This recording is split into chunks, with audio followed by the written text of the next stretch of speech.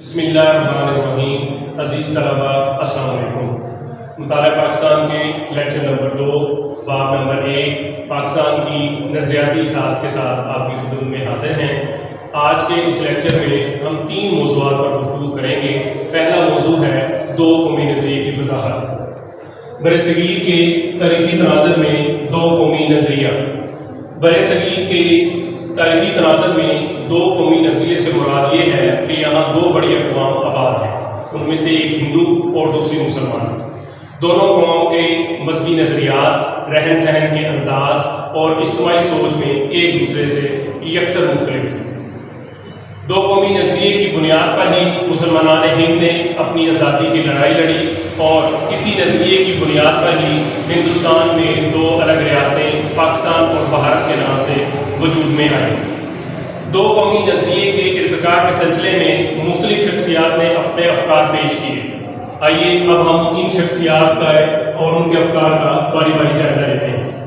سب سے پہلی شخصیت ہے سر سید احمد خان اور 2 قومی نظریہ۔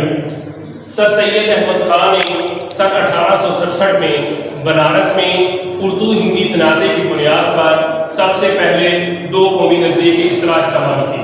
آپ نے حکومت کو باور کروایا کہ ہندوستان میں کم از کم 2 بڑی اقوام ہیں، ایک ہندو اور دوسری مسلمان، اور مسلمان ہر لحاظ سے ایک علیحدہ قوم ہے۔ دوسری شخصیت ہیں ڈاکٹر علامہ محمد اقبال اور 2 قومی نظریہ۔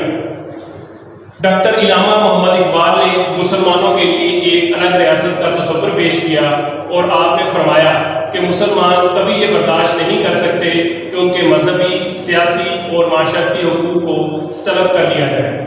آپ نے فرمایا کہ میری خواہش ہے کہ پنجاب، سندھ، سرحد اور بلوچستان کو ملا کر ایک الگ ریاست تشکیل دے دی جائے۔ تیسری شخصیت ہے چودھری رحمت علی اور 2 قومی نظریہ۔ چودھری رحمت علی نے سن 1933 میں انگلستان میں ایک کتابچہ نو اور نیور کے نام سے شائع کیا اور اس کتابچے میں آپ نے نئی ریاست کا نام پاکستان تجویز کیا۔ آپ کا خیال تھا کہ مسلمان ہر لحاظ سے ایک علیحدہ قوم ہے کیونکہ ان کی تاریخ، ان کی ثقافت اور تہذیب ہندوؤں سے بالکل جدا ہے۔ اس بنیاد پر ان کی قومیت ہندوستانی ہونے کی بجائے پاکستانی ہونی چاہیے۔ اس کے بعد قائد اعظم اور 2 قومی نظریہ۔ قائد اعظم 2 قومی نظریے کے زبردست حامی تھے۔ آپ نے فرمایا کہ قومیت کی جو بھی تعریف کی جائے اس تعریف کی روح سے مسلمان ایک علیحدہ قوم ہے۔ ایک دوسرے موقع پر 23 مارچ سن 1940 کو آپ نے فرمایا کہ ہندو اور مسلمان علیحدہ مذاہب سے تعلق رکھتے ہیں، ان کے عقائد بالکل مختلف ہیں، وہ مختلف نظریات کی عکاسی کرتے ہیں۔ اسی کی بنیاد پر آپ نے برطانوی حکومت سے مطالبہ کیا کہ برصغیر کی تقسیم کا اعلان کریں اور 2 ریاستیں پاکستان اور بھارت کے نام سے بنائی جائیں، اور یہ فیصلہ تاریخی حوالے سے بالکل ایک صحیح فیصلہ ہوگا۔ ہمارا آج کا دوسرا ٹاپک ہے نظریے مشترکہ مذہب۔ ہر مذہب نے سماجی تعلقات کو مخصوص نظریات کی روشنی میں استوار کیا۔ ہندو نظریہ ہندوازم اور مسلمان نظریہ اسلام کے تحت اپنی زندگی بسر کرنا چاہتے ہیں۔ دوسرا پوائنٹ ہے مشترکہ نسل۔ مشترکہ نسل سے ہی مشترک نظریات جنم لیتے ہیں۔ ایک ہی نسل کے لوگوں میں ہمدردی اور اخوت کے جذبات کا پروان چڑھنا عین فطری عمل ہے۔ مشترکہ زبان اور رہائش۔ زبان ہی کے ذریعے لوگ اپنے جذبات اور احساسات اور خیالات دوسرے لوگوں تک پہنچاتے ہیں، جس سے نئے نظریات تشکیل پاتے ہیں۔ لوگوں کے طور طریقوں اور نظریات کی یکسانیت کافی حد تک مشترکہ رہائش کے مرہون منت ہے۔ مشترکہ سیاسی مقاصد۔ دور حاضر کی بیشتر قومیں اپنے مشترکہ سیاسی مقاصد اور سیاسی نظریات کی بدولت ہی اپنی قومی زندگی کی بقا کے لیے آزادی حاصل کرنے کی کوشش میں لگی ہوئی ہے۔ مشترکہ رسم و رواج۔ مشترکہ رسم و رواج کی وجہ سے ہی لوگوں میں ثقافتی اور فکری اعتبار سے نظریاتی ہم آہنگی پیدا ہوتی ہے۔ یہ پوائنٹ تھے نظریے کے ماخذ۔ اب نظریے کی اہمیت پر ہم بات کریں گے۔ ہمارا پہلا پوائنٹ ہے قوموں کا وجود۔ انسان ایک مقصد کے تحت دنیا میں آیا ہے، بے مقصد زندگی کبھی کامیابی سے ہمکنار نہیں ہوتی۔ قوموں کے وجود کا پتہ ان کے نظریات سے ہی ہوتا ہے۔ قوموں میں مقصد کا شعور اجاگر کا ہونا۔ نظریات قوموں میں مقصد کا شعور اجاگر کرتے ہیں۔ تحریک کی بنیاد۔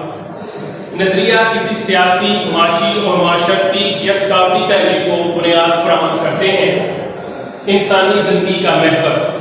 انسانی زندگی کا محور اور اس کی قوت محرکہ کا دوسرا نام نظریہ ہے۔ نظم و ضبط۔ نظریہ انسانی زندگی کے مختلف پہلوؤں کو نظم و ضبط دیتا ہے۔ قومی حقوق و فرائض کا تعین۔ نظریہ انسان کے ایک دوسرے کے ساتھ قومی حقوق و فرائض کا تعین کرتا ہے۔ قوموں کا زندہ اور متحرک نظر آنا۔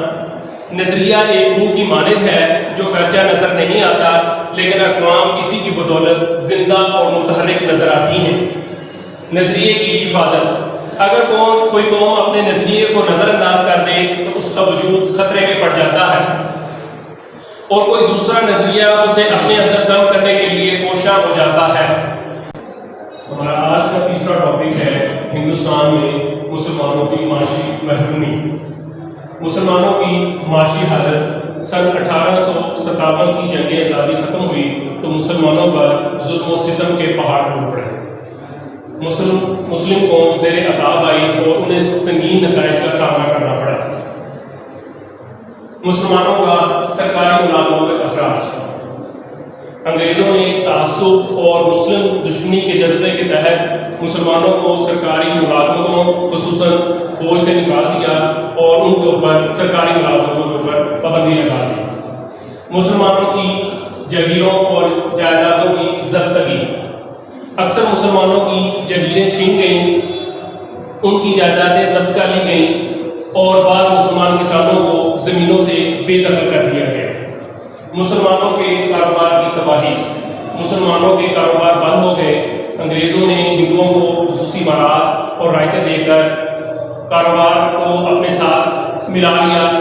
ہندوؤں نے مقامی تجارت کے میدان میں اجارہ داری قائم کر لی اور مسلم تاجر پیشہ لوگ اقتصادی بحران کا شکار ہو گئے۔ مسلمانوں کی گھریلو صنعت کی تباہی۔ برطانیہ میں صنعتی انقلاب کے نتیجے میں عمدہ اور سستا مال تیار ہونے لگا جو ہندوستان میں درآمد کیا جاتا تھا، جس کا نتیجہ یہ نکلا کہ ہندوستان کی مقامی صنعت جس کے پیداواری ذرائع ترقی یافتہ نہ تھے وہ تباہ ہو گئی، جس کے ساتھ دیگر قوموں کے ساتھ ساتھ مسلمان بھی اقتصادی بحران کا شکار ہو گئے۔ بیرونی تجارت کی تباہی۔ برطانیہ کی صنعتی اشیاء تو ہندوستان میں آ سکتی تھیں لیکن ہندوستان میں تیار ہونے والی اشیاء کی مارکیٹ نہ برطانیہ میں تھی اور نہ ہی یورپ میں تھی۔ ہندوستان کی بیرونی تجارت متاثر ہونے سے لاکھوں افراد متاثر ہوئے جس میں مسلمانوں کی بھی کثیر تعداد شامل تھی۔ عزیز طلباء، ہمارا آج کا یہ دوسرا لیکچر یہیں پہ مکمل ہوتا ہے۔ اگلے لیکچر میں